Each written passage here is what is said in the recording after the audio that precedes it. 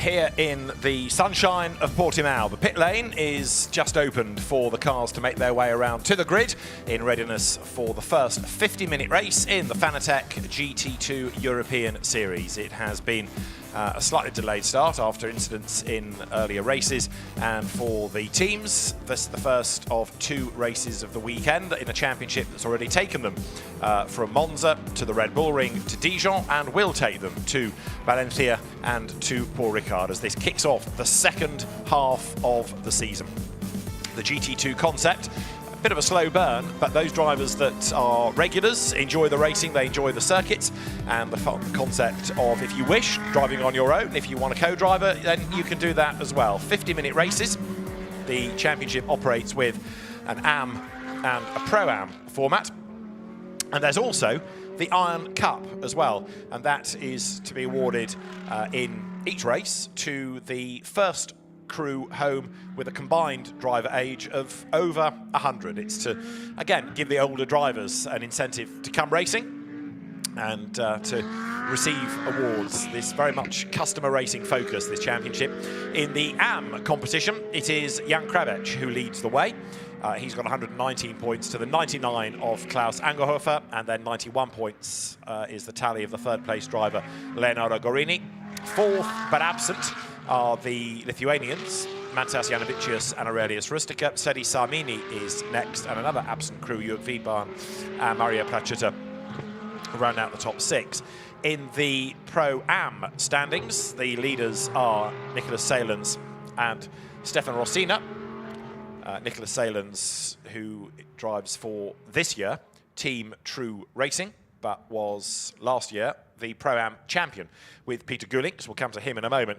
Second, then Reinhard Koffler, and third, Anthony Beltoise and Henri Assad, who this year has decided against driving on his own.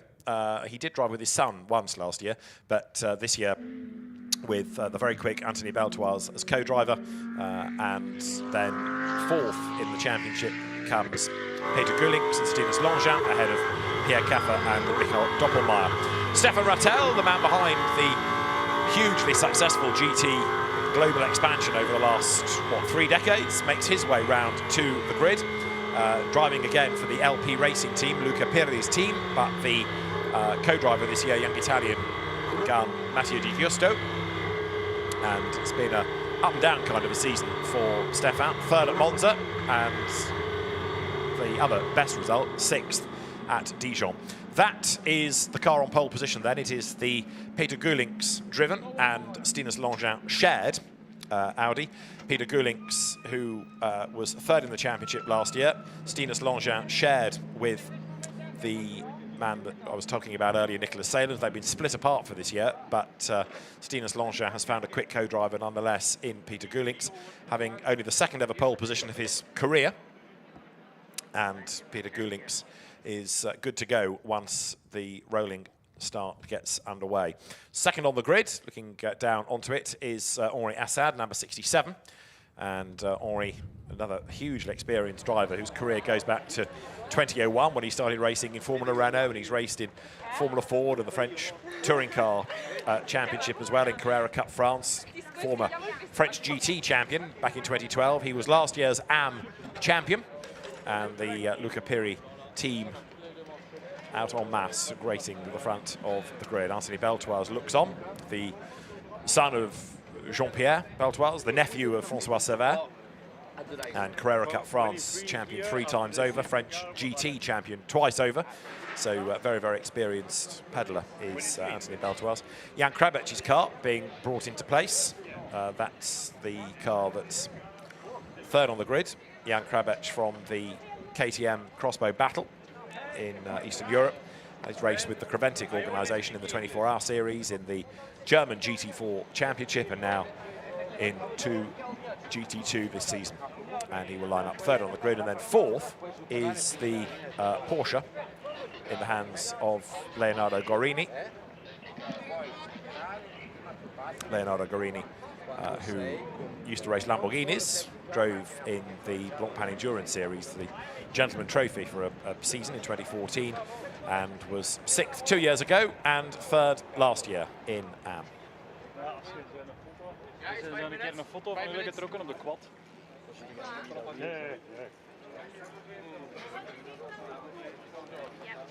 So the grid's starting to be cleared. And the teams get set 50 minutes with a mandatory pit window. And we might be able to very quickly grab a word with a driver or two. Stinus Longchamp will take over the pole position car, and before we go racing, he is with Steph Wentworth. We're on the grid and with Stinus Longchamp, the co-driver of this pole position car. Congratulations, first and foremost, pole position. What are you guys expecting to do in this race? Yeah, we're looking forward to the race because we feel the car is really quick. So yeah, we try to get in front, but we have a 10-second penalty because we won the last race. So yeah, we will see, but we know the car is quick. Peter did an amazing job. So yeah, I'm looking forward to it. And what are you making of this circuit? Because it's completely different to all the circuits that you've done so far this season. So what are you making of it, the roller coaster effect? Yeah, for me it's the first time. So yeah, I like it really much. Some corners looks like corners in Spa. So yeah, I love the track here. All right, best of luck. Thank you. Thank you very much. Stinus Longchamp, former NASCAR Euro racer, indeed champion in 2016, and the reigning Belgian endurance champion, as well as the GT2 Pro-Am title winner. So there is Jan Krabec, Leonardo Guarini's Porsche on the other side of the grid. And the grid now starting to be clear. Rolling start, of course, as befits a good GT race. And the 3-minute board has been shown, so the countdown continues. There with all the scrutineering tickets on the side of the car is the KTM of Jan Krabec. With that up and forward bodywork, you'll see it's not the easiest car to get in and out of. Jan goes solo, so it doesn't really matter. The mandatory pit stops when we get to the pit window, 2 minutes and 4 seconds. But just to pick up on what Stinus Longchamp was saying, there are cars, here's one of them, that carry success penalties, so-called compensation time. Leonardo Guarini, 10 seconds for his result last time out at Dijon. So number one Audi, the yellow Audi on pole position, gets 10 seconds. This car in Am gets 10 seconds. Jan Krabec gets 14. The KTM of Nicolas Salens gets 7. Klaus Angerhofer's KTM gets 5. This car gets none. So Henri Assad and Anthony Beltoise arguably are the favoured team out of all of this, but that presupposes that Henri Assad can stay within 10 seconds of the pole position car at the start of the race. There is the next to the KTMs, that being Nicolas Salens' car, the true racing entry. Change of team this year. And Nicolas Salens cocooned inside the KTM. This GT2 shape, very, very quick, very competitive. Over his shoulder is the Mercedes of Mauro Ricci. And behind him, yet another KTM, Hubert Trunkenpolz. So traditional GT brands like Audi, Porsche, Mercedes, set to do battle. Lamborghini, private hands, Ferrari, private hands have dipped in and out. Right, 1 minute board shown. Marshall with whistle blows vigorously, engines fire, officials and engineers clear the grid, and then it's going to be on instruction the leading car to take them away for the formation lap.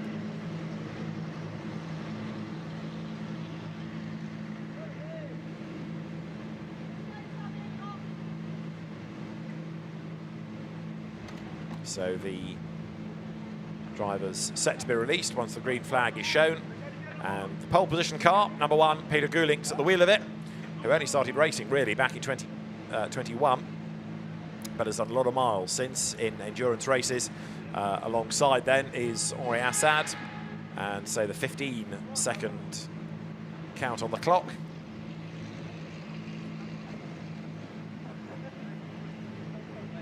And the green flag about to be shown. So the formation lap underway.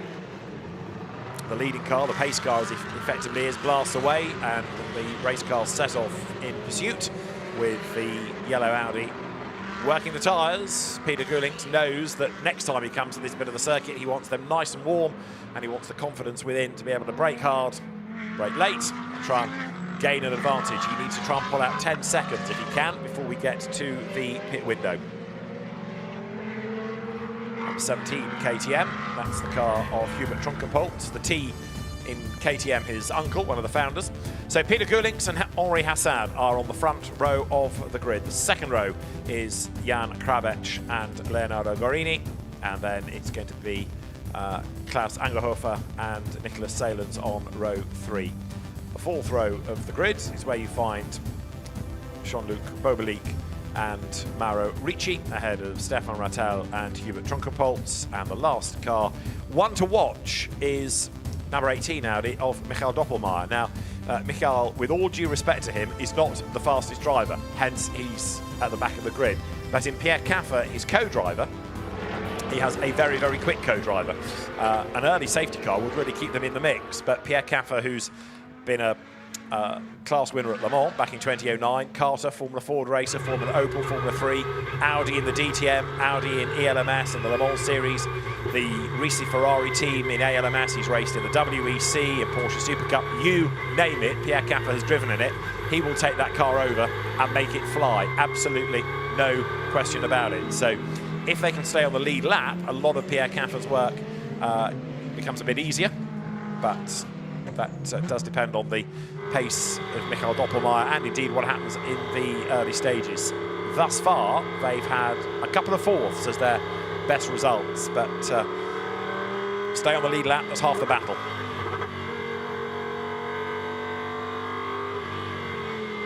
Riding on board with the Audi of Stefan Rattel. The teams in the garages now watch on. They've got all the data, they've got all the pictures. At Acodis ASP, the two Mercedes, one for Mauro Ricci, whose son Benjamin will take over, the other for Jean-Luc Bobelic, who will give way to another experienced GT racer, Christophe Bouret.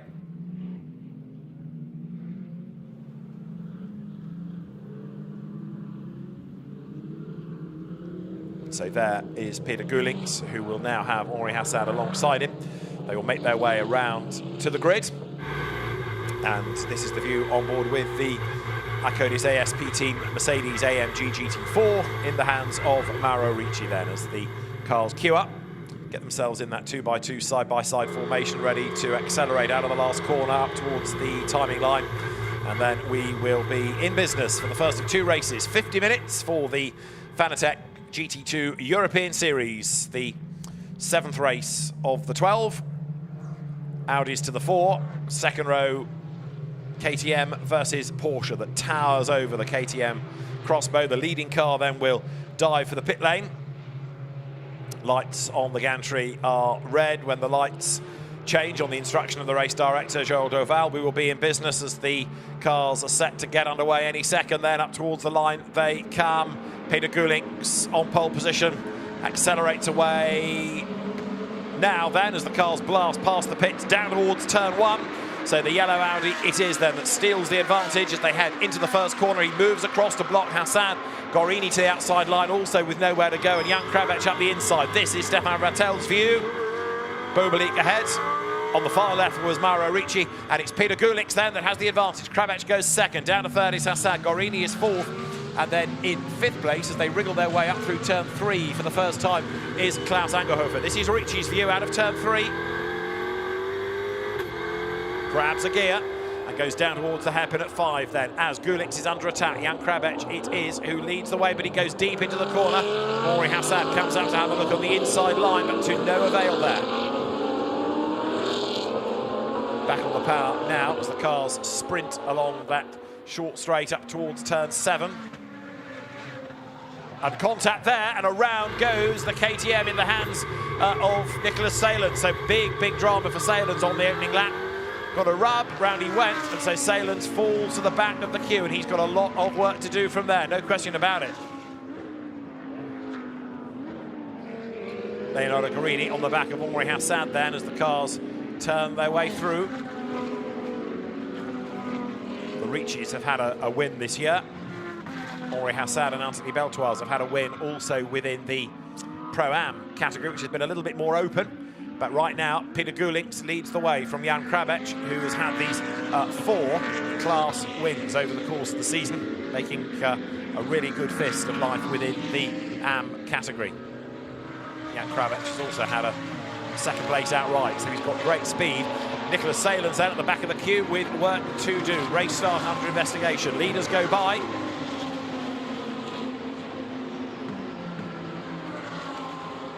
Down towards turn 1, Peter Gulink's leads. He had an advantage at the end of the opening lap of 0.6 of a second. Mikael Doppelmayr goes through ahead of Salens, so there is the battle for penultimate place. Nicholas Salens, after that spin, recovering. Race leaders almost 3 for the lead. In fact, Gulink's ahead of Krabech, ahead of Hassad as they come over the brow. Way wide goes the race leader. That's one in the track limit offence column, certainly, because he was way out wide there. He's given up the lead to Jan Krabech as well. So the KTM goes through and leads Pro-Am car. And now, look, Gulink's trying to get himself back. Has he got a puncture? The car's low, isn't it, on the front corner? He's in all sorts of problems. Peter Gulink's climbs the hill, but I just wonder whether the front right may not be flat. A curb strike would have done for that. It is flat, so Gulink's limps on, but he's going to have to do a very slow lap to the pit lane. And then, don't forget, on the mandatory stop that's to come, there's the extra 10 seconds of compensation time. So Gulink's race all of a sudden has unravelled. So that's potentially why he ran wide coming out of turn 4, because he couldn't keep the car on the road. So Peter Gulink's, with a puncture, crawls round to the pit lane. How quickly things can change. Was the race leader, and now he's in danger of falling a lap down because it's happened early in a long, nearly 3-mile lap. Fights on for third place now. Leonardo Gorini, right on his tail, Klaus Angerhofer. So they've gained a spot on the road. Porsche versus KTM as they come now into turn 14 out of Sagres. The race leader in the meantime, Jan Krabech, trying to get away from the rest of them. And so 2 front-running drivers, Nicholas Salens and then Peter Gulink's, in trouble. Salens has got past Doppelmayr on this lap. Both of them have got past Gulink's with that punctured tyre. Leader comes through. And so Krabech leads the way. Henri Hassad is second in the Audi. Third is the Porsche of Leonardo Gorini. Fourth is the orange KTM. That's Klaus Angerhofer. Fifth, Mercedes, Mauro Ricci. Sixth, Mercedes, Jean-Luc Bobelik. Seventh, Audi, Stefan Rattel. Eighth, KTM, Hubert Trunkenpolz. Ninth, there, recovering after his spin, Nicholas Salens. 10th behind him is Mikael Doppelmayr. And crawling to the pits is Peter Gulink's with that punctured tyre. The incident between Salens and Ricci that caused the KTM to spin noted. That's in the book of the race control team as Jan Krabech leads Henri Hassad coming out of turn 5.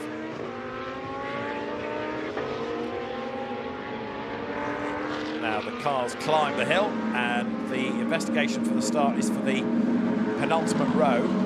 For the side nearest to us, which wasn't quite in line. So as the cars accelerate away, it was a bit higgledy-piggledy. So it's being looked at to see if people were out of position and whether an advantage was gained. So the race officials look at that.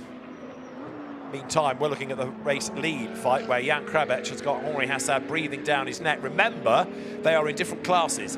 Jan Krabech, AM leader, and he's got 14 seconds to serve extra on the pit stop. Henri Hassad is the leading Pro-Am, no extra time to serve. Gulink's with a new tyre on the car has brought it back in. They're still on the lead lap, but they've got to get out quickly because here, coming towards turn 15, are the leaders. So Peter Gulink has to crawl his way back onto the circuit because there's still that 50-mile-an-hour speed limit in the pit lane. And there, to the very, very outside, Henri Hassad, it almost looked for a moment as though Krabech was taking a tighter line to go to the pit lane. He leads then, but Henri Hassad makes a move as they come now down the pit straight. Gulink is back on track, so the erstwhile leader is on the road, and a new race leader is Henri Hassad, who goes through on the inside line into turn 1. Gets the job done, puts himself into the overall lead as well as being a class leader.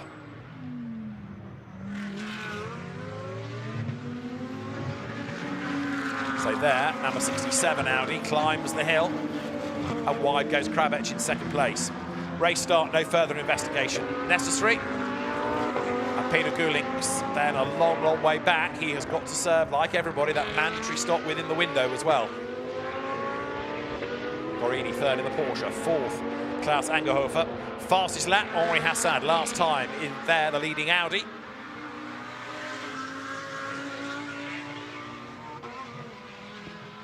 Klaus Angerhofer goes through, still hanging on to fourth place ahead of Mauro Ricci, but it's third that he wants, away from Gorini, coming over the brow. Those two pretty close. Last time around, the gap was half a second, but it was Gorini in the Porsche, fractionally the quicker. Lock up there, and a spin for Krabech, who's got it wrong at turn 10. Another of the front-running drivers throws away a good position. So Salins has been in strife, Gulick's in strife, now Krabach in trouble. He'll get the car fired up and get going again, but Leonardo Guarini goes into second place. Jan Krabach gives away the AM lead, and he's got a punctured tyre as well. So Jan Krabach, tyre has gone down, hence the spin, left rear tyre. He's trying to get going and limp on, thinking car feels weird, but that's 2 punctures in the space of less than 4 laps, which is all a bit weird. And not to the same type of car either, one to a KTM, one to an Audi. And different parts as well, front right and left rear, very strange. So puncture for Gulick, puncture now for Krabach, who limps on back to the pits. The Mercedes have got themselves together for a fight. Ricci staying ahead of Boberlic for the moment. Jean-Luc Boberlic after a few seasons in GT3 and then GT4, coming into GT2. And Jim Pla, who I think did drive the car in testing yesterday, not really eligible for this championship, so it's Christophe Bourret with whom he drives, another experienced GT racer.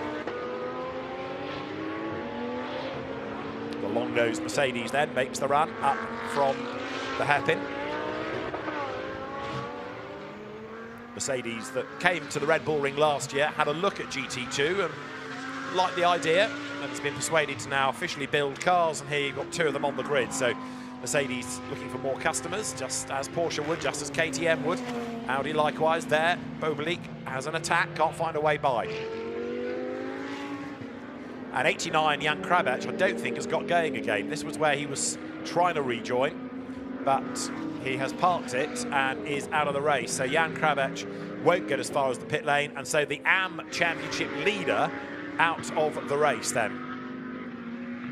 So whether that was his idea or the team saying, no, it's going to get a lot of damage if you drag it back, park it, we'll have to find out. But either way, sadly, we are without one of the quick cars from the AM contest. Jan Krabach going no further. There are the Mercedes still at play. Ricci ahead of the Jean-Luc Boberlic entry. They come through almost together, and it is going to be Mauro Ricci fending him off for another lap.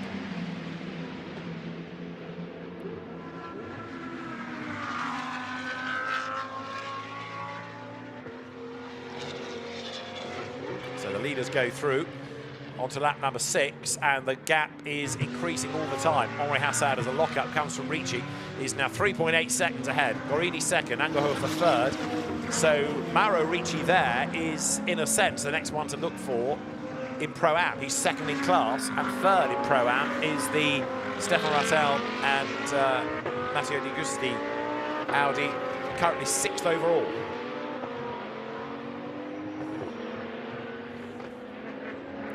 Boberlic makes the climb up the hill, has a look to the inside line there, but to no avail. Can't get past Ricci. And I don't think he's content to sit there and let his co-driver make the hard yards the other side of the pit stop. So the Acodis owner, Mauro Ricci, fending off then the challenge coming from Jean-Luc Boberlic as they battle their way now up through the left at turn 12, climb to 13. Sorry, I'm ahead of myself. They will get to there in a moment. First of all, they've got the corkscrew bit here, haven't they? 11 to drop down from. Then 12 and 13, which mirrors the turn 9 to turn 10 element of the road in a way with that kink. There's Guarini versus Angerhofer. This is still for 3rd place. Porsche was fractionally ahead at the start of the lap, but Angerhofer even closer now midway around it. Mercedes, with Ricci keeping Boberlic at bay, holding each other up. And now Leonardo Guarini in that 2nd spot, being warned about track limit abuses at 2 different parts of the circuit. Up towards the timing line comes Mauro Ricci, goes through with Jean-Luc Boberlic behind as the 2 Mercedes carry on their squabble.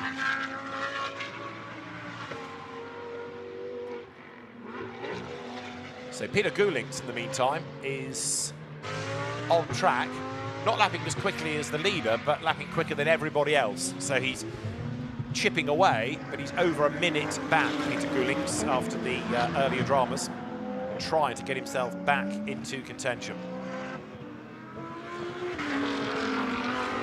Mikael Doppelmayr, in the meantime, is that next target, 63 seconds to make up against him last time around. So Jan Krabach out of the race. And there's Jean-Luc Bobelic, first time out, in fact, in the championship this year. So again, although only 11 are in this race, more have been seen over the course of the season, either having a look with a view to coming in full time as Bobelic challenges Ricci, or doing selected races that commitments will allow. But right now, Jean-Luc Bobelic enjoying what he's seeing in GT2, and right on the back of Mauro Ricci, very evenly matched cars and drivers. Then the two ran out of the same stable, and Bobelic chances the outside line, then darts to the inside to make that move against Ricci. He's going to go through. Is he on the inside line? Ricci has to give him racing room, and Jean-Luc Bobelic stays level, couldn't get across in front, so back through comes Mauro Ricci. Bobelic looks for the undercut, coming up towards turn 15 now, out of Sagres, but no, it is Ricci who stays ahead there. Two Mercedes through together. Peter Gulink's #1 Audi, fastest lap of the race. He is a long, long way back from these cars. Come over the line, still with Mauro Ricci ahead. But a really good effort there by Bobelic. Very definitely taking the fight to the French driver Mauro Ricci ahead of him.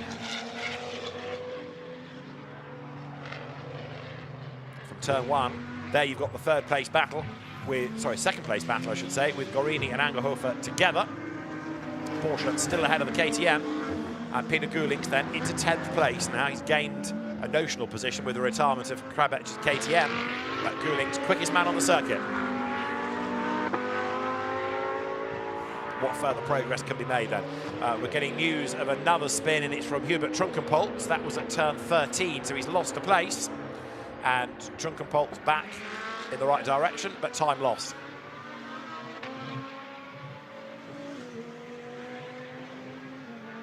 Bobelic out of turn number 8, makes the climb.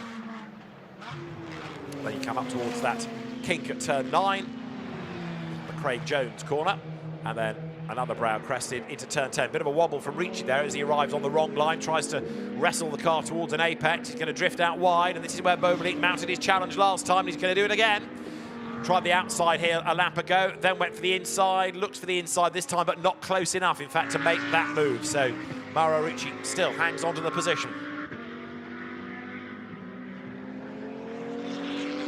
The two Mercedes through together.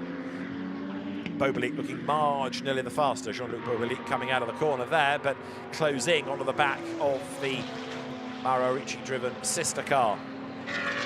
Over the timing line comes the race leader, Henri Hassad, getting away inexorably now. 7 seconds to the good from Leonardo Gorini. And then Klaus Angerhofer in 3rd place. Gap back, Mauro Ricci versus Jean-Luc Bobelic, who's almost close enough to make a move at the end of the pit straight, but not quite, trying to apply the pressure to Ricci all the time.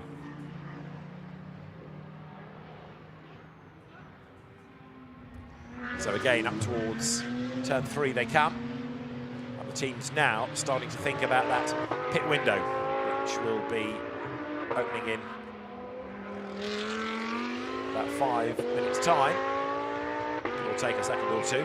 That's the race leader, Henri Hassad then. 7.2 seconds was the advantage over the line, but quite a chunk of time found by Leonardo Gorini in the first sector of this lap. Ricci versus Bobelic once more. Jean-Luc Bobelic tries to get up the inside again, can't do it. Stefan Rattel in the Audi chases on behind them in 6th place before he gives way to Matteo Di Gusto.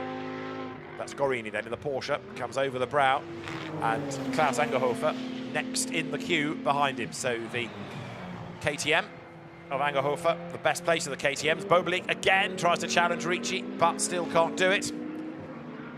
Which way does he go as they come out of the corner? These two absolutely as one. This 8-wheeled Mercedes then in 4th place. Another fastest lap of the race, by the way, done by Peter Gulink, so 1:46.7 now as he tries to close on Doppelmayr.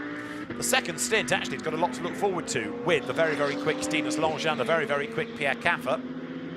And this battle is going to carry on as well. Benjamin Ricci versus Christophe Bourret. So it'll be interesting to see how it all unravels in the end as we head towards 30 minutes to go. They're getting ready. Matteo Di Giusto. He'll take over from Stefan Rattel. And there, look, Klaus Angerhofer much, much closer to Leonardo Gorini as they come across the line. Klaus Angerhofer, the former motorbike racer. 3rd 2 years ago, 5th last year in this championship, right on the tail then as they turn down through turn 1. Bit of a wobble there from Ricci, who again is under huge pressure, no question about it. Right on his tail is Jean-Luc Bobelic, but Mauro Ricci fending him off. Might look a little bit nervy at times, but he's keeping him at bay. 33% of the race done. Nose to tail for second place, nose to tail for fourth as well. And here you've got a Pro-Am versus an Am. So Bobelic third of the Ams and Mauro Ricci second in Pro-Am behind Henri Hassad. As again Bobelic tries to get up the inside, but by the time he's got there he's on the wrong line, has to give way coming into turn 7 here.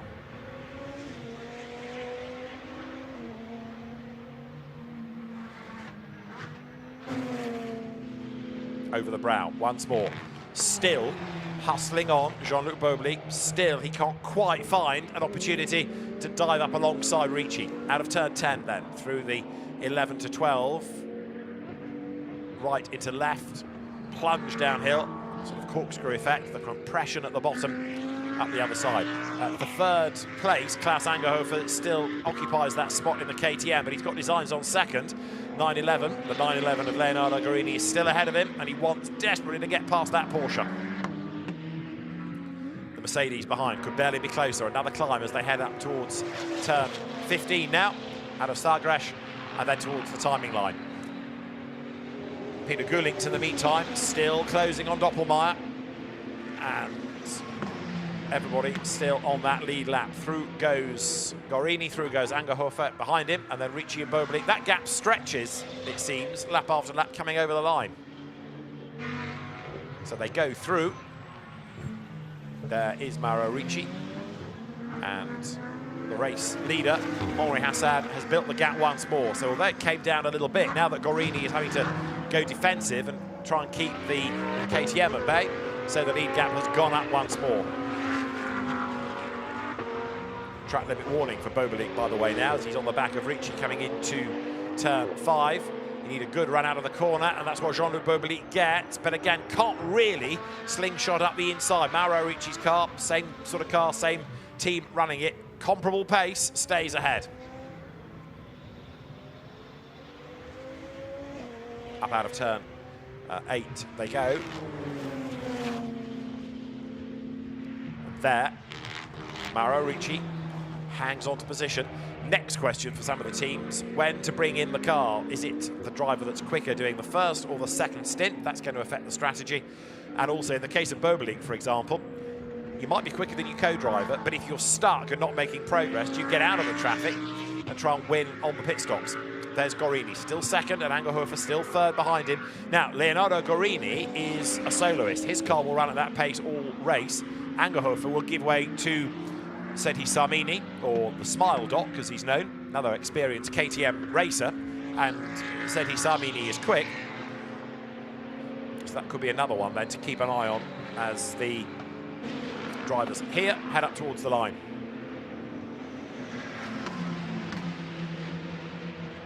Big dive to the inside there, but to no avail. Klaus Angerhofer had a look, nothing came of it. And again, look, Ricci stretches the margin. So Bobelic spends most of his lap clawing back the time lost on the pit straight, and then loses it again as they come over the line. Pit window is now open, so 20 minutes gone, and the first one in, Stefan Rattel, and the next one in, interestingly, Nicolas Salens in number 15 KTM, to give way to Stefan Rossina, who is another very, very quick driver. So could be a shrewd move, that. What they need is a safety car to bring them back into the mix, though.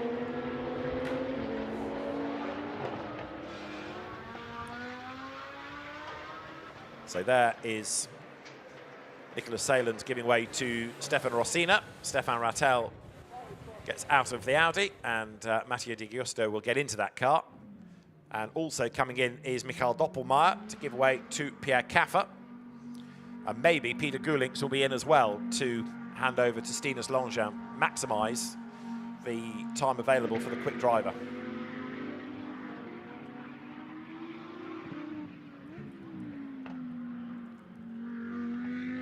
So that's the leader on his own, Henri Hassad. This is the fight for second place. Leonardo Guarini still ahead of Klaus Angerhofer. Again, I wonder whether Angerhofer, if he can't get by on this lap, will head for the pit lane and they'll swap drivers to try and get out of the traffic. Same for Bobelic, we'll keep an eye. Peter Gullings is in, incidentally, number 1 after the earlier puncture. He's come down the pit lane. Gorini stays out, Hassad stays out ahead of him, and Angerhofer stays out behind as well. And this is possibly Angerhofer's chance now. He's right in the wheel tracks, thinks about the inside line, but he's just not close enough to do it.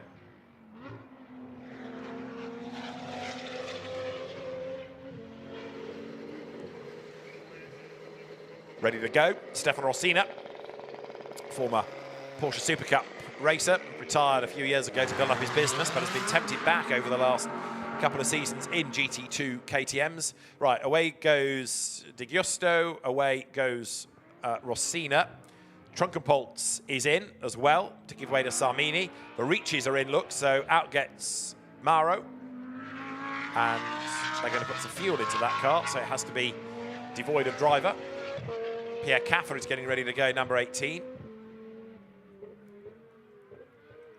Just looking in the distance to see, to be on the safe side, that it is going to be Benjamin Ricci that comes back to number 61, because it didn't look as though Mauro Ricci had done. Didn't seem to be taking off his helmet or anything as he stood next to the car. That's the second placed fight. Gorini keeping Angerhofer at bay. So there's the pit stop. It'd be nice to see the driver in the car if we can, just to see whether it's been a change. Because like I said, it didn't look as though Mauro Ricci had necessarily finished.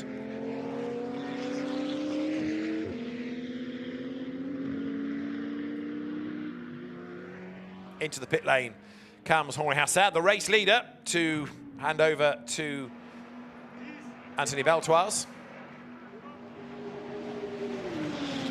Ricci's Mercedes ready to go, as so also is now Stinus Longchamp, who's dropped off the lead lap for the moment. He'll get that back when these two cars pit, however.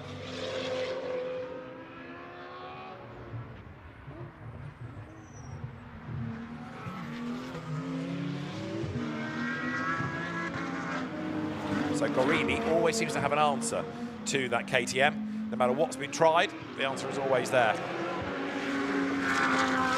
Into the car gets Anthony Beltoise.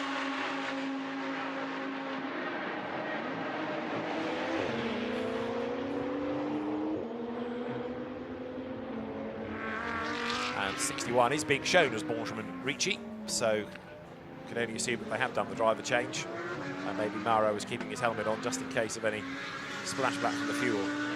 16, Klaas Angerhofer staying on the back of Henri Hassad. And there is Anthony Beltoise getting ready to go. Here's the second place fight, which might inherit the lead if they stay out. They might pit. The Atlas Grey Porsche then comes downhill with the KTM behind, but if Gorini, who used to run in a sort of pseudo-works colour scheme, if you remember, if he stays out, then he will become the race leader.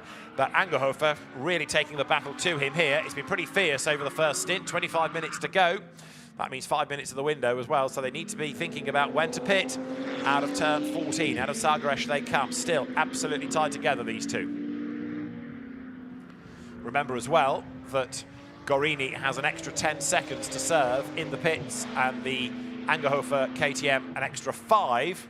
So it should be advantage KTM on the return to the stint, as into the pits now comes Gorini, and Angerhofer stays out for another lap and therefore puts himself into the AM lead and the overall lead temporarily. Gorini down the pit lane.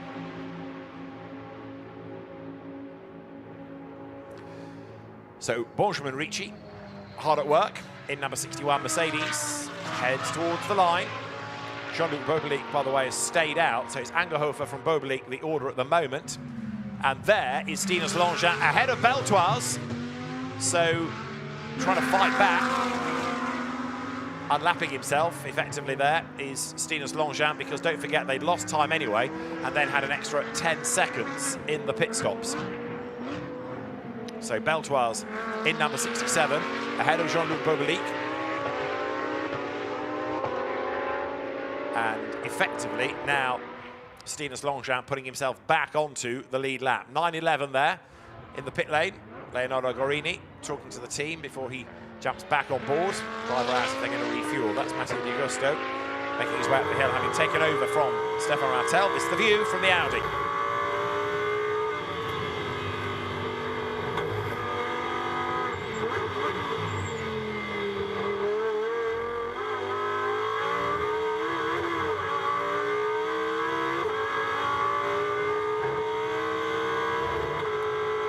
head up towards turn 10. Let's ride with Mattia Di Giusto. The Audi makes a great noise and a little bit twitchy. Downhill.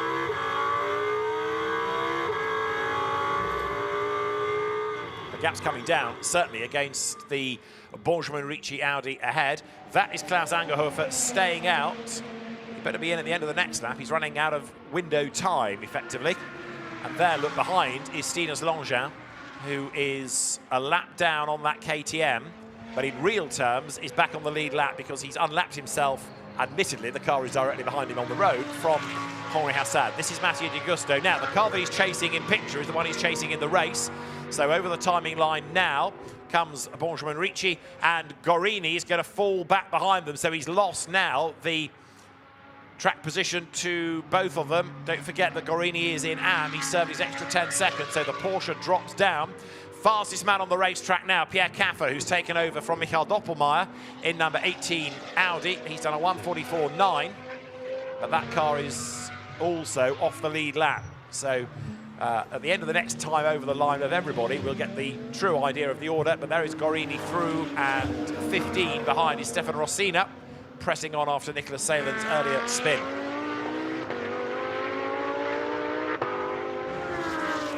So, race leader, Anthony Beltoise, accelerates up now towards turn 10. And as he does so, the Audi dominated in the first stint in the hands of Henri Hassad. The two ahead of him have yet to pit. So in real terms, he is the race leader. That is Stinus Longin, hustling on in the similar Audi, badly delayed earlier on and then delayed with the extra 10 seconds to serve in the pit stop. That is Jean-Luc Beaubelic. He has yet to stop. So this is the car that's second, or was second on the road. He's dropped back anyway now behind Beltoise. So the 87 Mercedes should be in this time for Jean-Luc Beaubelic. The leader is in, Klaus Angerhofer, so Beaubelic is in as well. There's less than a lap within the window, so he had to come in this time anyway. So Jean-Luc Beaubelic in for Christophe Bourret. So now Beltoise takes back the race lead, and it should be Benjamin Ricci for second place. Now it is, and then for third, Mattia Di Giusto. And this is the fight for fourth between Leonardo Gorini and Stefan Rossina. AM versus Pro-Am. Rossina chases on, but still, they really would need a safety car to get anywhere near Beltoise in that leading Audi. So this is Klaus Angerhofer into the pit road, and that car to be given to Smile Doctor, Sedi Sarmini. So the KTM, not the easiest car to get in and out of, but well drilled at it are Angerhofer and Sarmini, so job done. Out of turn 8 comes Anthony Beltoise, the race leader.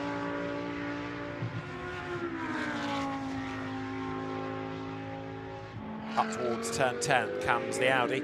Pierre Caffer, incidentally, still lapping quicker than anybody, 9th place. Next target is the KTM that Reinhard Koffler has taken over from Hubert Trunkenpolz after his spin. But Pierre Caffer, again, so much time lost early on. He's got a hard job on his hands as we wait now for number 16 to get back into the race. Sedi Sarmini at the wheel. That car has 5 extra seconds to serve on the pit stops by way of the success compensation. And number 67, Anthony Beltoise, having taken over from Henri Hassad, has got just under 20 minutes of the race to go as he powers uphill and retakes the race lead. So there is the almost lapped Stinus Longin, whose last lap was a 1:44.4, and the last lap of Beltoise a 1:45.8. Right, Ricci comes up towards the line, and he will inherit a place, and Di Giusto goes through as well. So those cars, without any extra time to serve in the pits, gain ground over the delayed KTM, and also Jean-Luc Beaubelic's car now in the hands of Christophe Bourret. First time out, that is on track. But Gorini was the big loser on the pit stops with his 10 seconds, wasn't it? Because he's fallen way, way back now behind the KTMs and behind the 2 Mercedes. So Gorini has a real job on his hands now to try to get himself back into the mix.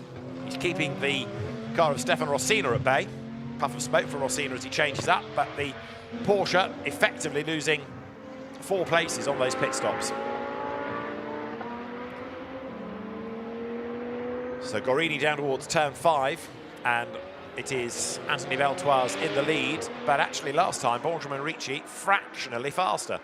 So let's keep an eye on that margin between the two. It's a big gap, I'll grant you, but as Benjamin Ricci has Matteo Di Giusto pressing him hard, there's a place change on the cards here. Di Giusto, GT4 champion within the Italian GT Sprint Championship. They have a sprint and an endurance championship in Italy, and he was the Sprint GT4 Pro-Am champ as he comes up towards turn 13 here, down through the gears, turns sharp left, third gear corner, bit of opposite lock, bit of correction needed. And there, Ricci makes a mistake, as also does Di Giusto deep into turn 14. Both of them scrabble round the corner into 15. Long corner goes on and on and on this. Over the curb on the exit. Up towards the timing line they come. And now Matteo Di Giusto comes through third, attacking Ricci. The margin 0.4 of a second. They're 15 seconds down on the leader, Beltoise. Di Giusto needs to get through quickly. And it's a big slide, and he almost lost it. Hung on to it, but that's cost him a lot of time. Look, Ricci escapes up the road. These cars, not too aero-dependent. They're a handful for the drivers as Gorini moves ahead of Bobelik. Then that gives, Bure. That gives him a place, and also through there goes Stefan Rossina. So Christophe Bure, fresh into the car, loses a couple of places on that lap. Beltoise, Ricci, Di Giusto, Sarmini, then Gorini, then Rossina, and then there, Christophe Bure, who is falling back after the hard efforts of Jean-Luc Bobelik earlier on in the race.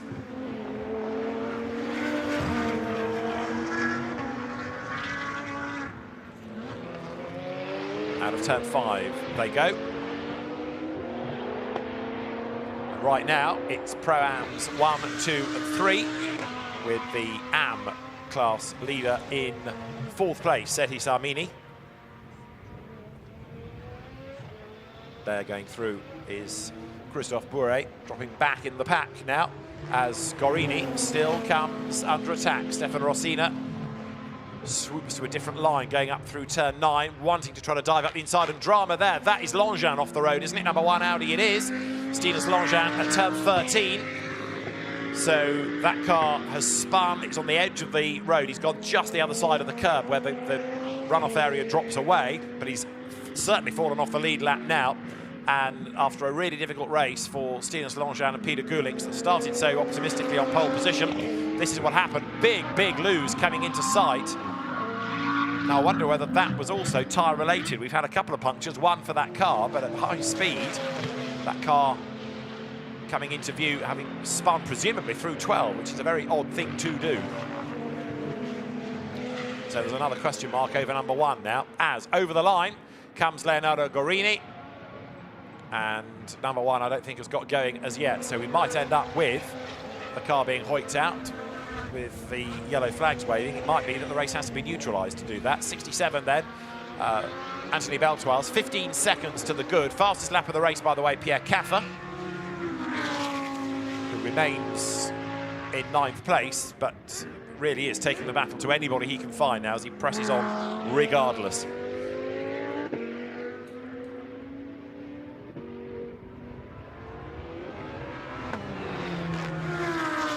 Safety car deployed. This is going to be an absolute godsend for some and a disaster for others. Safety car deployed then because of Langin being off the road. And Stefan Rattel thinks that might be quite good news for me because Matteo will catch Ricci and they'll both catch Beltoise. So there is the safety car. 14 minutes of the race remain. The voice you just heard in the background is Joël Durval, the race director. Safety car deployed.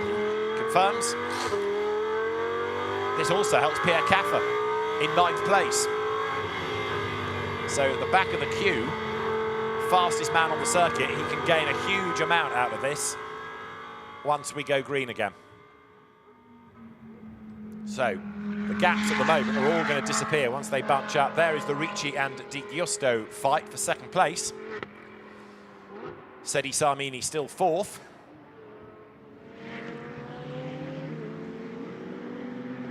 So Audi 3rd, as I was saying earlier on, the best that they've had, Stefan Rattel and Matteo Di Giusto, was 3rd at Monza in the first race.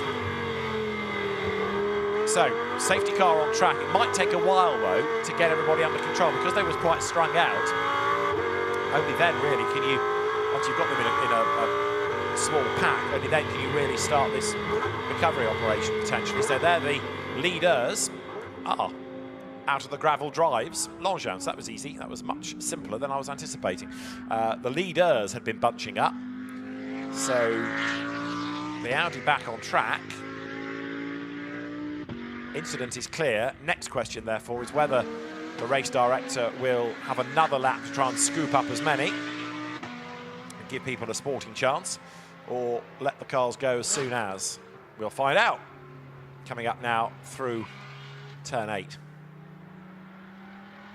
The stragglers, though, are a long, long way back, aren't they?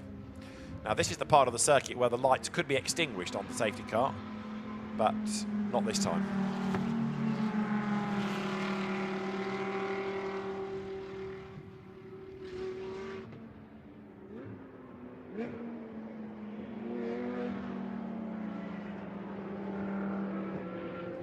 So there, the leaders drop down through turn 11.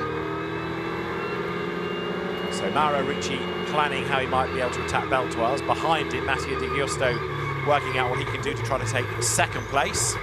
This was the incident zone, slowed right down. Now the lights out. Is that why the leaders have slowed so much? I think they are. So, yes, safety car must be coming in this time. I haven't seen that captioned on the message line, safety car in this lap, but you can see how the queue of cars has all formed up, and you can see now how Beltoise has slowed the pack so that he is getting ready to sprint away on the restart. And that sprinting comes now, and there is Pierre Caffer. So Michael Doppelmayr, having been in the car at the start of the race, lost a lot of time. Pierre Caffer, by doing the fastest lap of the race, has brought it back into the mix.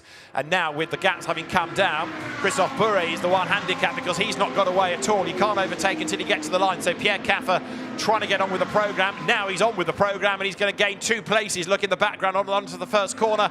Ricci tries to make his move against Hassan and goes a little bit wide. I don't mean Hassan, I mean Beltoise, who's taken over from Henri, who did the first stint. So Benjamin Ricci then all over Beltoise. Henri Hassan watches on. And this, remember, is Matteo Di Giusto in 3rd place, looking for a way past the blue Mercedes. We've got 10.5 minutes to go. But Caffer is the man in a massive hurry behind them all. Down towards turn 5 then. Beltoise is getting away. There, place gained by Rossina. He's gone ahead of Gorini. And then behind Gorini, there is going to be Reinhard Koffler. And also there is Pierre Caffer getting into the mix also.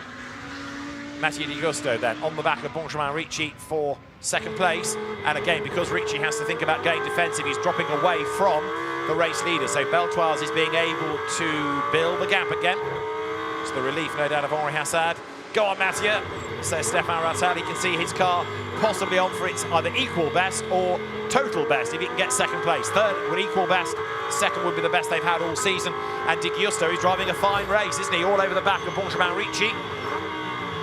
Heading up now through turn 13.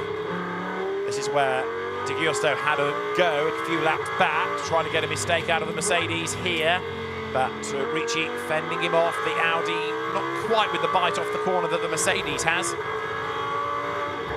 And then behind them, don't forget, Pierre Caffer, having done the fastest lap of the race, is edging ever closer. He might run out of time, but he will certainly put in a great 2nd stint. Over the line will go the leader, Anthony Beltoise then, still clearing the lead of the race ahead of Benjamin Ricci, who is 3/10 ahead of Matteo Di Giusto. In 4th, Sedi Sarmini's KTM. 5th, Stefan Rossina. 6th now, Reinhard Koffler. Up to 7th is Pierre Caffer. Down to 8th has tumbled Leonardo Gorini. Bear in mind that the 4th place KTM also leads the AM contest, as Di Giusto is all over Ricci like a rash now, trying every which way, sideways there, coming out of turn 3. Good save, caught it well. Up the curb goes Benjamin Ricci. Great battle these two are having. 2 of the younger drivers on the grid. Break for turn 5. Di Giusto looks to the inside, can't find a way through there. But again, even if you can't make the move, try to force a mistake out of the man ahead of you. Di Giusto being warned about track limits at turn 4. This is turn 7. Down a couple of gears. Caffer through on the inside, goes ahead of Reinhard Koffler there. So Pierre Caffer up into 6th place then. from way, way back, that safety car has been an absolute lifeline. Caffer now 7.6 seconds off the race lead. His last lap doesn't really matter because it was the recovery lap. It's this one that's going to be the interesting one, and he's chasing after Stefan Rossina. He has done the fastest lap of the race, a 44.2, and Pierre Caffer then makes that climb up towards turn 13. The KTM's at play ahead of him. That's going to be a little bit more risky to get through.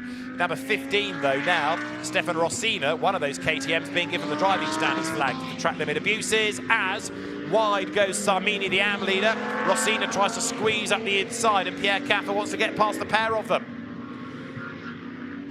Everywhere he looks, there's orange. Ahead of him, there are two, and there's one behind him. Caffer in the Audi, up towards the line. He's got the run out of that last corner, gets up alongside the KTM. Leaders go by, and then now coming over the line in fourth place, Sedi Sarmini, and up into fifth goes Pierre Caffer. Then he's going to jump ahead of another of the KTMs. That's one ahead and two behind now. So Pierre Caffer goes through, up now to fifth place. Great drive this, as you would expect from somebody with his CV, and he ain't done yet. Fourth is on the cards, but I don't know necessarily that he can do better than that. So, Sedi Sarmini loses out, or does he? Let's see. There are the second-placed pair. Still, Mathieu Di Gusto is behind Portimão Ricci. The KTM's turn through. Reinhard Koffler getting himself up the order as well. But the AM leading Sedi Sarmini loses out. Pierre Caffer will go by. So that puts the Audi up into fourth place now. So, Pierre Caffer, 8.3 seconds adrift of the leader last time. This is the next battle that he's going to try to catch. He might be able to get up with them with 6 minutes still on the clock then. Turning their way through.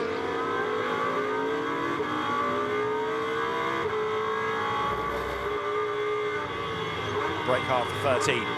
Giusto once more closes up. He's going to wash out wide if he's not careful, because by the time he slowed the car down and got to the apex, so the gap extends by another length. Tighter into turn 14, but not tight enough because, again, the car drifts out wide.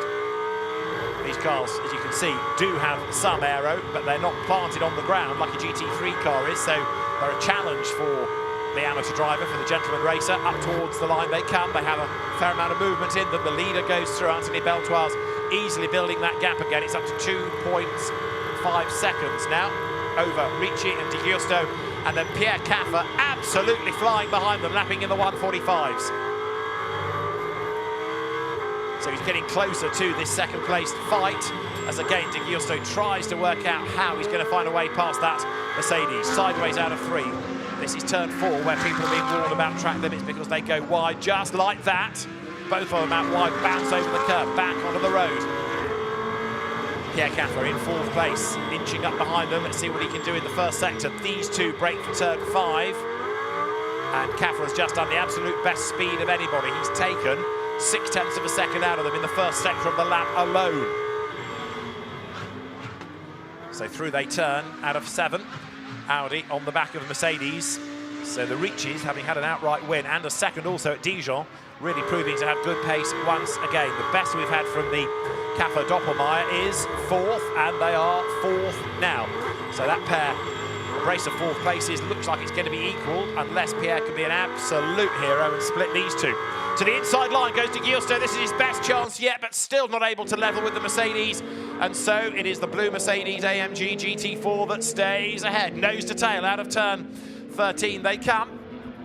Try as he might, Di Giusto just cannot find that last tenth or two to get right onto the back and then up the inside of the Mercedes. Everywhere he goes, the Mercedes has the answer, and the commitment that Di Giusto is putting in is kind of going against him at certain places. He's running out wide and losing a fraction of time, or going deep into a corner. Over the line. He's in the wheel tracks, but is that enough? Is he going to get a toe? He's got to be brave and dive to the inside, but the Mercedes has the grunt in a straight line and just edges away by half a car's length or so. Into turn 1. Through that right. And Di Giusto again looks on the inside at turn 3, trying to unsettle Ricci. He might just have done it that time. The Mercedes looks a little bit more edgy coming off the corner. To the inside line at 4 goes the Audi. Now this is the dive on the inside. Is it on into turn 5? Mathieu Di Giusto goes to the inside line, full set. Can he make the corner? He's got second place. Through on the inside line he goes. goes. A very happy Stefan Rattel watches his car take second place. Ricci goes to the outside line, but look who's behind them. Pierre Caffer was only 3 seconds back at the start of the lap. Ricci starts to fall away as he has to really work the Mercedes hard out of turn 7. De Giusto with the car on the edge going through turn 8. There he is in second place. Wait for the Audi behind. There, Pierre Caffer almost with them. 3 minutes to go. Before the safety car, that was 9th out of the 10 survivors. Now, right up there, fighting for a podium.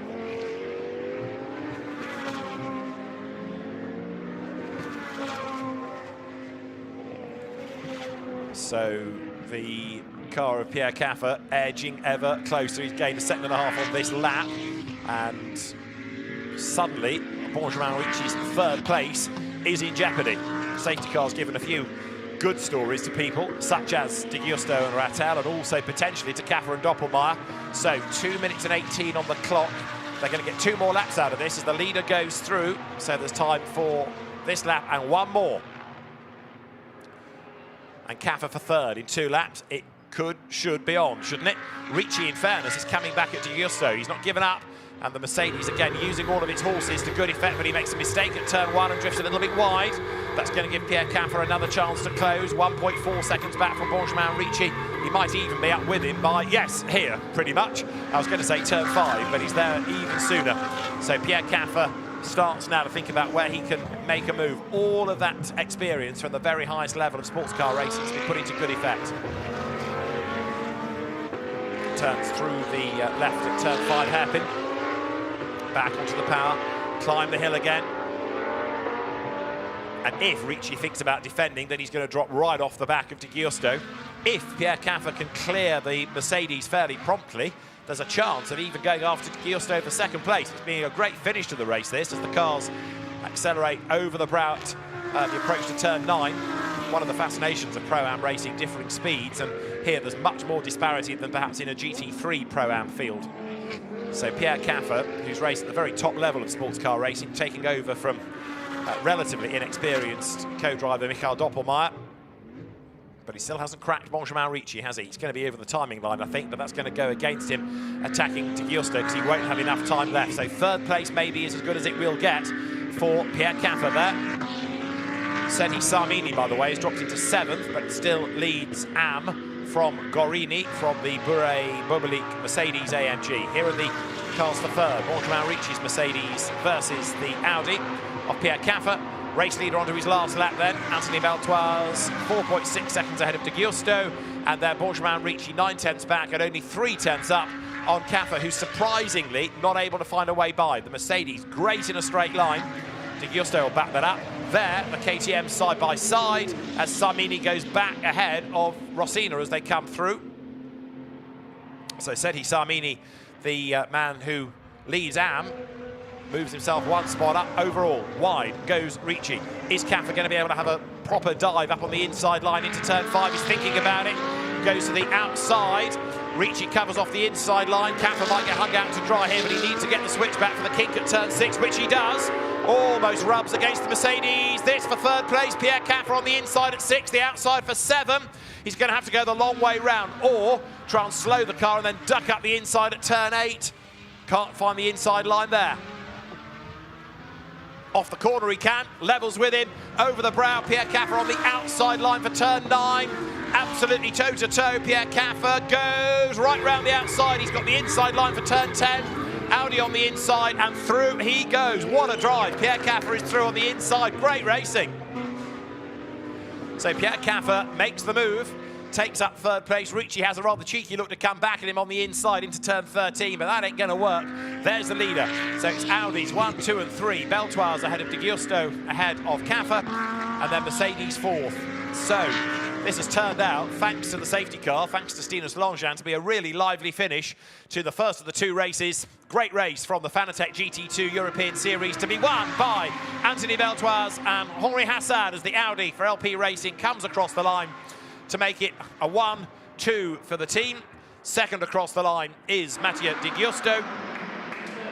And then to make it a 1-2-3 for the team, Pierre Caffer comes across the line in third place. So triple whammy, 1-2-3 lockout for LP Racing at the head of the results. Fourth to Benjamin and Mauro Ricci, ahead of Seti Sarmini, who brings home the KTM that he was sharing with Klaus Angerhofer, and they will win AM.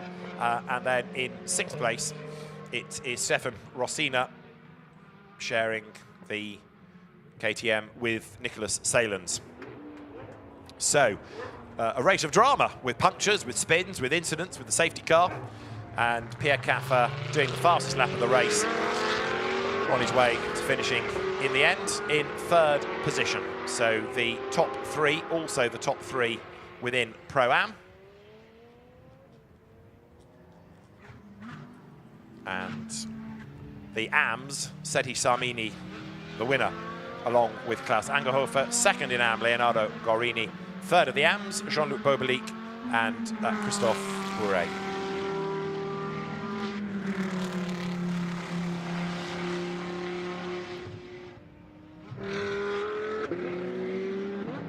And it will also be an Iron Cup win for Henri Hassad and Anthony Beltoise. I will offer you with a combined age of 114. They are the first crew home in that over 100s contest. So the results of race one in the Fanatec GT2 European Series. A win for Anthony Beltoise and Henri Hassad from Mathieu de Giusto and Stefan Rattel, their best of the season. Michael Doppelmayr and Pierre Caffer take third, their best of the season, and it's fourth for Mauro Ricci and his son Benjamin. Seti Sarmini and Klaus Angerhofer are fifth, and in the process win AM. Sixth, Stefan Rossina and Nicholas Salins, ahead of Leonardo Gorini, the second AM home, Christophe Bourret and Jean-Luc Bobelic, eighth and third AM. Ninth, Hubert Trunkenpolz and Reinhard Koffler. That car struggled in the second stint for some reason, and after a puncture and a spin, 10th, Stinus Longchamp and Peter Gulinks, with Jan Krabec not making it to the end. So the winning drivers now make their way to the podium. There they park in the Parc Ferme area. Pierre Caffer with an absolutely mighty drive, and rather underlining why the AMs want a very, very quick pro, because they just deliver flat out, not a mistake made. Brilliant job done by Pierre Caffer. Great drive by Mathieu de Giusto for that second place, and for Anthony Beltoise as the race winner with Henri Hassad. So Mathieu de Giusto will be very, very happy. So will Stefan Rattel, not only because of a good result, but also some great racing that the championship has offered us.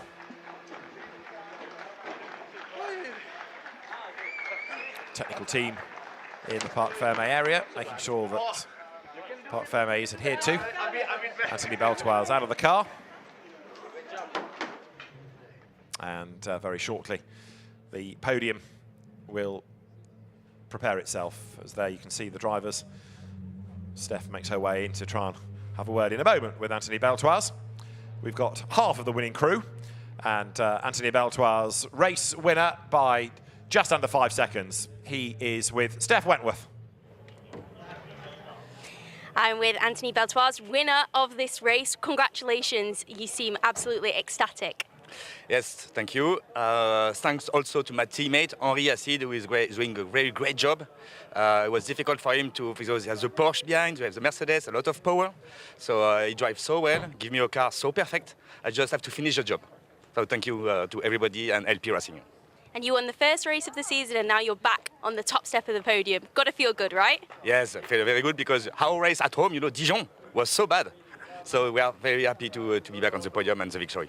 Congratulations, thank you. Thank you. So very experienced driver, Anthony Beltoise. Great CV, very successful in Porsches as well as French GT over the years.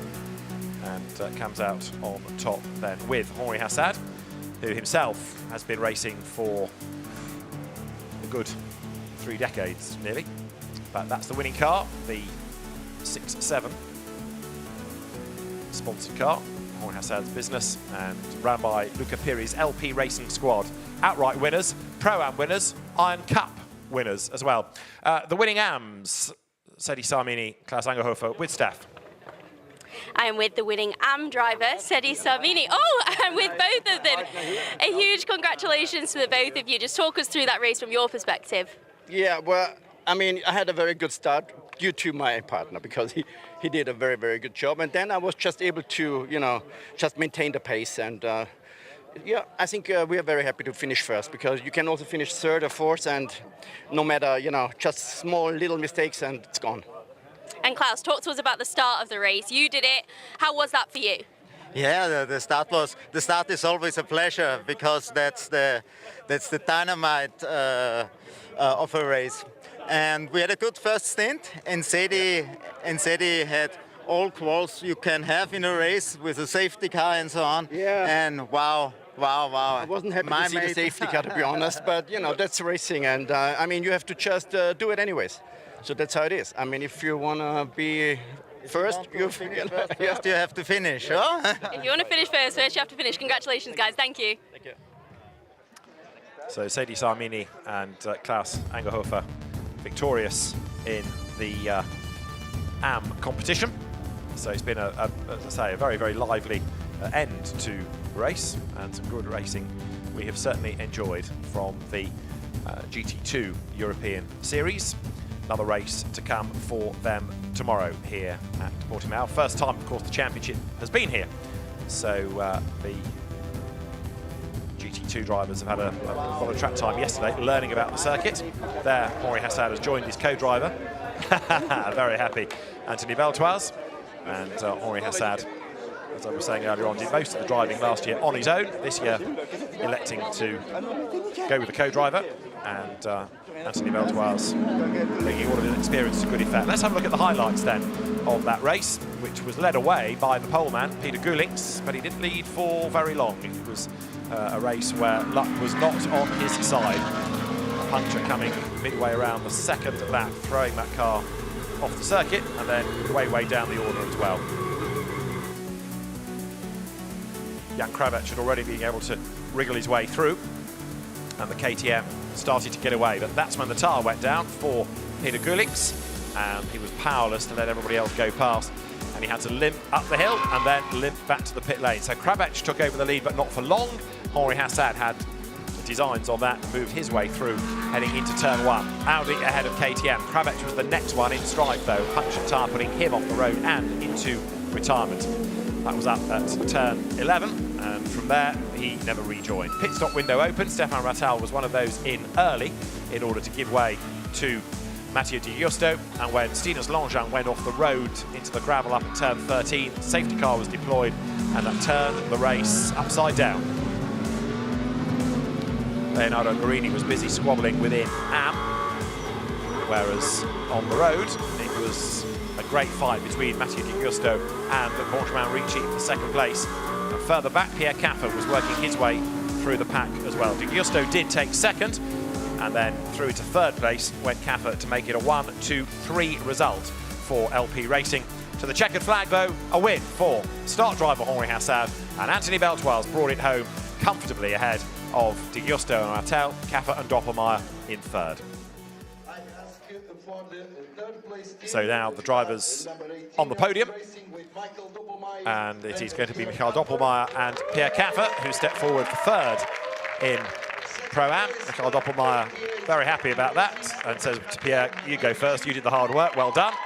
For second place, Stefan Rattal and Mattia Di Giusto come onto the podium for their best result of the year, as it was for Pierre Caffer and Michael Doppelmayr, their best result of the year, and a second win of the season for Henri Hassad and Anthony Beltoise, who stand on the top step of the Portimão podium. Trophies then presented, and the third place crew, Michael Doppelmayr, did what he needed to do, kept the car on the lead lap, but certainly that safety car was an absolute lifeline for them. Stefan takes one of his own trophies home, but a delighted Mattia Di Giusto, and he worked hard for that. He certainly deserves to be on the podium because he never stopped trying, worked so hard against Portimão Ricci. And there to the winners, the trophies for Henri Hassad and Anthony Beltoise, the winners of round 7 of Fanatec GT2 European Series. And so now for the winners, the national anthem of the winning team.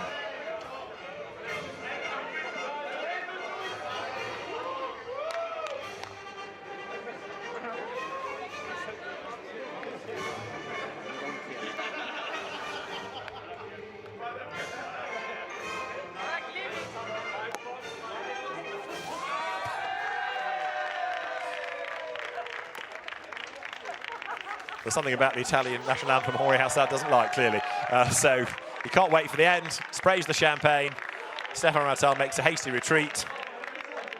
And I think part of that was aimed at the LP racing girls more than drivers. Jorge Haussad determined to soak them if he possibly could with that champagne. So a really good start to the weekend's racing for the GT2 European Series. Drivers flee the podium, which will then be made ready for the second podium ceremony for the AMS. And the second race to look forward to here tomorrow. This is how we stand then now within the championship after the first race of the weekend. Anthony Beltoise and Jorge Haussad tied on points with Nicolas Salens and Stefan Rossina. Reinhard Koffler comes next, and Peter Gulinks and Stinus Longin fall back to third. Then Pierre Caffer and Michael Doppelmayr ahead of the Riccis, and then Mattia Di Augusto and Stefan Rattel. From Hubert Trunkenpolz, from the absent Martin Koch, Marco Holzer and Christoph Breuer.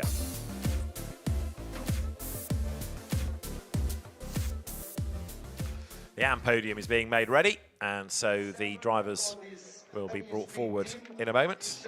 There is Jean-Luc Bobelic, who along with Christophe Bourret takes third place on their GT2 debut. Onto the third step on the podium they go. And by the look of it, they've enjoyed their first outing in the championship. So hopefully that will persuade them to come back and do more. Leonardo Gorini, also for the dominant, numerically, LP racing team, takes second place. But the class winners are Sedi Samini and his co-driver Klaus Angerhofer onto the top step of the podium there. And in a moment, the trophies are brought forward by Valérie Guillon, the championship manager for SRO. That's a second win of the season in class for Sedi Samini and Klaus Angerhofer. And a very sweet one as well after, as you were hearing in the interview, everything that was thrown at them. Leonardo Gorini gets the one trophy for second place. And then the trophies to the winners then. Klaus Angerhofer and Sedi Samini receive the Portimão engraved trophies. And applause from the crew down below. Another race for GT2 European Series to look forward to tomorrow as the national anthem is played for the winning team.